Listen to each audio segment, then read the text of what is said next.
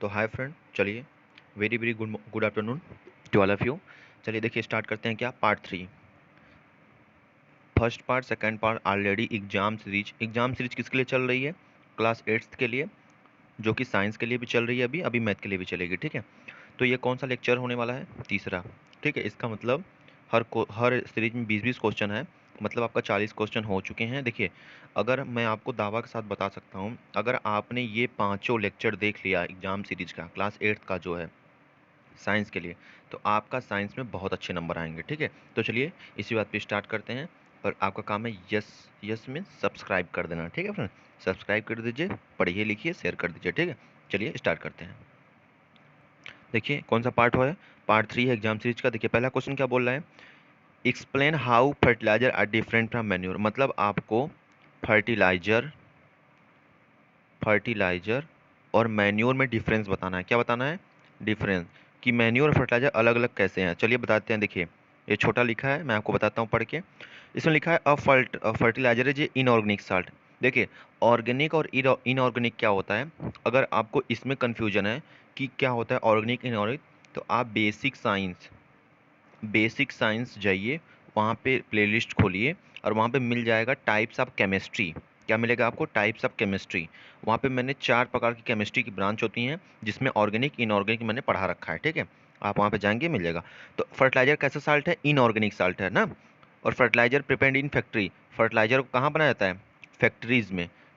Factories मतलब industry, factory. और कौन बनाते हैं इसे? इसे मैंस लोग बताते हैं, वुमेन लोग बनाते हैं। ठीक है, तो आप बोल सकते हैं कि फर्टिलाइजर आर्टिफिशियल खाद है ना। ये दोनों खाद ही हैं जो खेत में पड़ते हैं, लेकिन इसको फैक्ट्री में बनाया जाता है, लेकिन मैन्योर को नहीं बना सकते। देखो जो मैन्योर होता है ये कहाँ से आता है? Manure is a natural substance obtained by the decomposition of cattle dung, human waste and plant residue. Manure कहाँ से बनता है? कैटल डंक, जो गोबर होता है उससे बनता है मैन्योर। जो छिलके होते हैं सब्जियों के उससे बनता है मैन्योर। और जो ह्यूमन के भी वेस्ट रहते हैं उनसे भी मैन्योर बनता है। ठीक है, तो ये सब मैन्योर होगा या फर्टिलाइजर हो गया। ठीक है, इसको हम फैक्ट्रीज में नहीं बना सकते, इसको हम फैक्ट्रीज में बना सकते हैं। ठीक है, fertiliser does not provide humus to soil. जो फर्टिलाइजर होता है, ह्यूमस क्या होती है? ह्यूमस एक सॉइल की कंसंट्रेशन की कैपेसिटी होती है। ठीक है, जो ह्यूमस होता है वो फर्टिलाइजर खाद अगर डालेंगे तो ह्यूमस, जो ह्यूमस होगा वो सॉइल में नहीं जाता है। ठीक है, मतलब जो फर्टिलाइजर होता है वो ह्यूमस को सॉइल में, ये ह्यूमस हो गया। फर्टिलाइजर जो होता है वो ह्यूमस को सॉइल में, सॉइल को नहीं प्रोवाइड करता है, नहीं देता है। लेकिन जो मैन्यूर होता है वो लॉट ऑफ ह्यूमस प्रोवाइड करता है। ठीक है, बहुत ज़्यादा मात्रा में करता है। ठीक है, प्रोवाइड करता है सॉइल को। तो अगर पूछ दिया which are the following provide humus to crop, तो मैन्यूर ह्यूमस देता है सॉइल को, सैंड को, सॉइल को, लेकिन फर्टिलाइजर नहीं देता है। ठीक है, याद रखिएगा। और उसके बाद क्या होता है? Manure can be prepared in field. Manure को फील्ड में प्रिपेयर किया जाता है। खाद मतलब जो खेत है वहाँ पे गोबर वोबर डाल देंगे तो मैन्यूर बन जाता है, खाद बन जाता है। और इसको फैक्ट्री में, ठीक है। लास्ट क्या है? Fertiliser are rich in plant nutrient like nitrogen, phosphorus, potassium. जो फर्टिलाइजर होता है उसमें नाइट्रोजन, फास्फोरस और पोटेशियम, जो भी प्लांट को न्यूट्रिएंट चाहिए होता है उसमें प्रेजेंट होता है, लेकिन मैन्योर में कम मात्रा में प्रेजेंट होता है। इसलिए ये जो फर्टिलाइजर, जो यूरिया, डाई, ये सब आता है ना, ये सब अगर खेत में छिड़काव करते हैं तो पौधे बहुत जल्दी उत्पन्न होने लगते हैं। ठीक है, क्योंकि उनका न्यूट्रिएंट भरण पोषण हो जाता है, इसलिए बहुत जल्दी उग जाते हैं।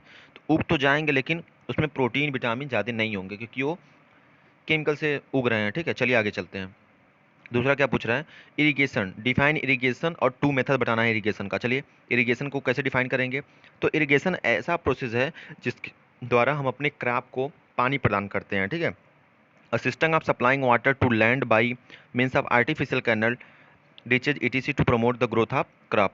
जो फसल होते हैं उनके ग्रोथ को, ठीक है, उनको विकास को, जब उनका विकास होता है, बढ़ते हैं, तो उनको पानी दिया जाता है। बिना पानी, सिंचाई जिसको बोलते हैं। ठीक है, तो आर्टिफिशियल वे से क्या जाता है, मतलब या तो पाइप द्वारा किया जाता है, कैनल, तो ये तो मैन ने ही बनाया है। ठीक है, तो कैनल द्वारा पाइप लगाकर पानी देना ही क्या होता है?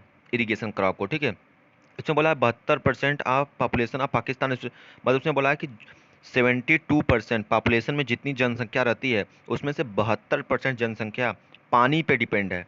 मतलब अरे सॉरी, क्रॉप पे, मतलब किसान पे, अपने किसान से जो क्रॉप उगता है उस पर डिपेंड है वो। मतलब उसका जो इनकम है, 72% लोग, वहाँ के 72% लोग खेती करते हैं। ठीक है, आगे चलते हैं। इसमें 2 मेथड पूछा था इरिगेशन सिस्टम का। देखिए तो मैं मॉडर्न मेथड बताता हूँ। अभी अगर इसका आप पहला लेक्चर देखे होंगे तो उसमें मैं बता चुका हूँ मॉडर्न मेथड और ट्रेडिशनल मेथड, ठीक है, लेकिन फिर से बताता हूँ। मॉडर्न मेथड लिख लीजिए। एक होता है स्प्रिंकल सिस्टम, स्प्रिंकल सिस्टम। एक होता है ड्रिप इरिगेशन सिस्टम, ठीक है, ड्रिप इरिगेशन सिस्टम। और ये क्या होता है, ये आपको मिलेगा किसमें, ये आपको मिलेगा लेक्चर में, जो मैंने प्लेलिस्ट डाल रखा है क्लास 8 का। अगर आपको वहाँ से नहीं पढ़ना, क्वेश्चन पढ़ना है, तो आप सीरीज फर्स्ट देख लीजिए, वहाँ भी दिए हैं। आगे चलते हैं। वीड्स क्या होते हैं, ठीक है, वीड्स क्या होते हैं, इनको हम कंट्रोल कैसे कर सकते हैं। चलिए देखिए, वीड्स वीड्स क्या होता है। It is a plant that is undesirable in a particular situation. It is a plant in wrong place. Weeds compete with crop for space, nutrient and light. देखिए वीड्स क्या होता है, आपने देखा होगा खेत में ना, ये धान का पौधा है, ठीक है, उसके नीचे छोटे छोटे छोटे छोटे घास रहते हैं, फिर धान का पौधा, फिर छोटे छोटे घास। तो ये जो छोटे छोटे घास होते हैं क्रॉप के बीच में, वही होते हैं वीड्स। क्या होते हैं, weeds. Weeds means undesirable plant, जिनकी ज़रूरत नहीं है फिर भी वो उग जाते हैं। जैसे कि आलू की खेती होती होगी, तो ये मान लीजिए ये आपका जो होता है, क्या हो, एक कॉलम होता है, यहाँ पे आलू, यहाँ पे आलू, यहाँ पे आलू, ऐसे बोया जाता है आलू, ठीक है। 1 महीने बाद देखेंगे ना, आलू के बगल में ये घास, ये सब घास, ये सब फालतू प्लांट हैं, ठीक है, इन्हीं को वीड्स बोलते हैं। क्या बोलते हैं, वीड्स बोलते हैं, ठीक है, वीड्स बोलते हैं कि ये सब फालतू प्लांट है, वीड्स बोलते हैं, ठीक है।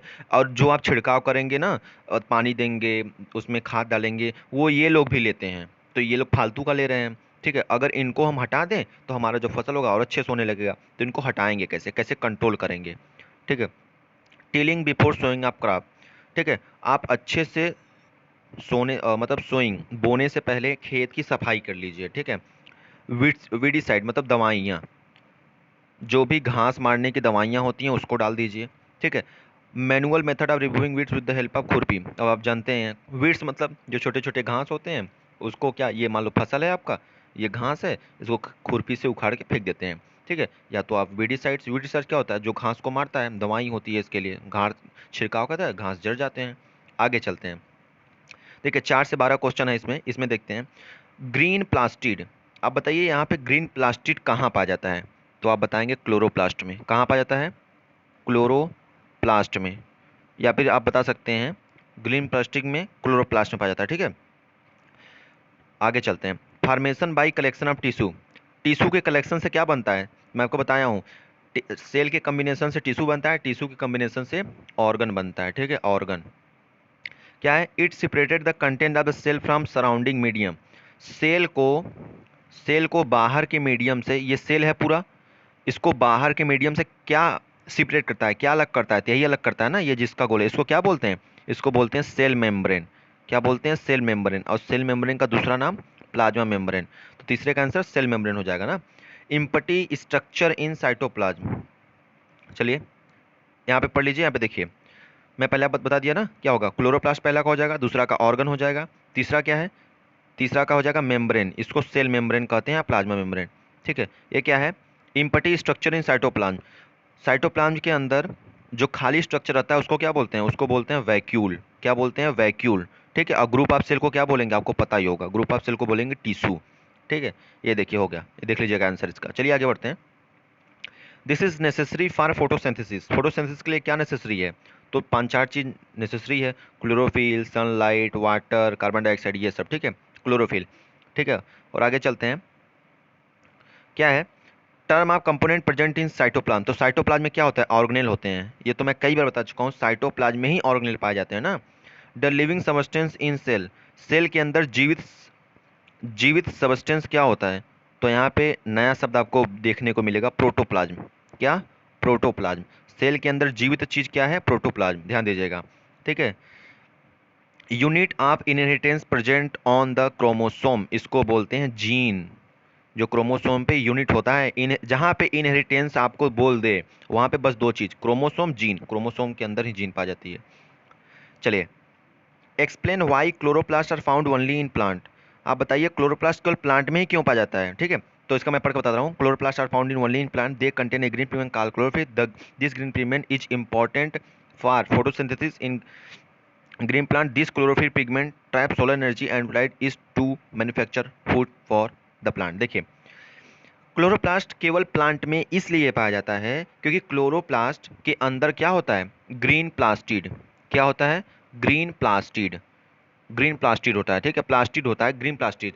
और ग्रीन प्लास्टिड होने के कारण ये अपना खाना बना लेता है, क्योंकि ग्रीन प्लास्टिक के अंदर क्लोरोफिल पाए जाते हैं।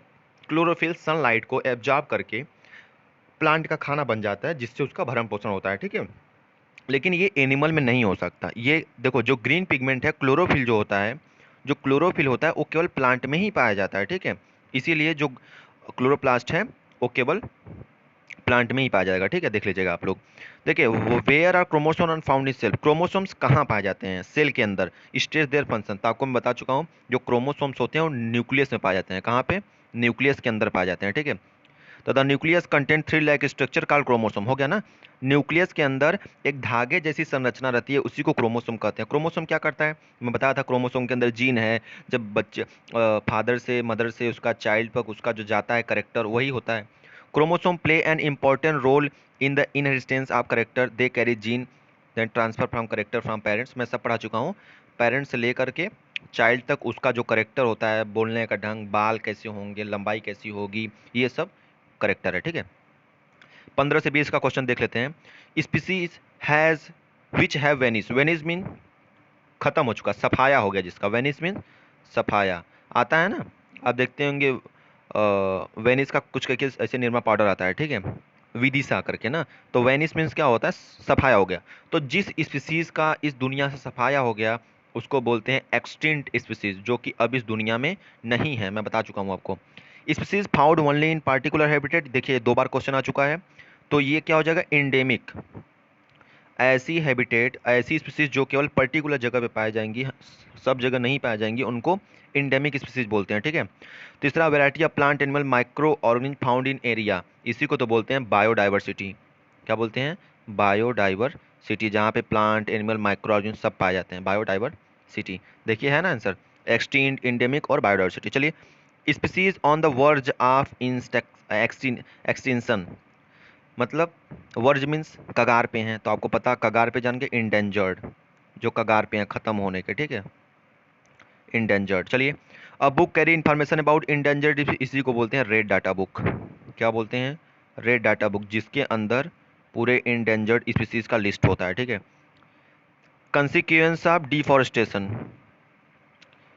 डिफॉरेस्टेशन का कमाल क्या है, बता दीजिए। डिफॉरेस्टेशन करने से क्या होता है भाई साहब, डिफॉरेस्टेशन करने से यही होता है जो मैंने लिख दिया, डिजर्ट बन जाता है। प्लांट हटाएंगे, वहाँ की मिट्टी बंजर हो जाएगी, बंजर हो जाएगी। तो क्या हो जाएगा, डिफॉरेस्टेशन। डिजर्ट क्या होता है, जहाँ की मिट्टी एकदम बंजर हो जाए। तो थैंक यू फॉर वॉचिंग, ठीक है। और आपके 60 क्वेश्चन कंप्लीट हो गए, आपको कुछ पता चल रहा है, 60 question, 3 lecture, class 8 science exam series चल रहा है ये, ठीक है। मैं आपको दावे के साथ कर सकता हूँ, अगर आप ये पूरे 100 क्वेश्चन कर लिए, जो मैं कराने वाला हूँ 5 लेक्चर में, 3 लेक्चर ऑलरेडी हो चुका है, 2 लेक्चर बाकी है, तो आपके साइंस में अच्छे नंबर आएंगे आएंगे, ठीक है। Thank you. चलिए, सब्सक्राइब जरूर कर दीजिएगा फ्रेंड, देखिए सब्सक्राइबर बढ़ नहीं रहे हैं, ठीक है, सब्सक्राइबर बढ़ाइए, ठीक है। चलिए, थैंक यू।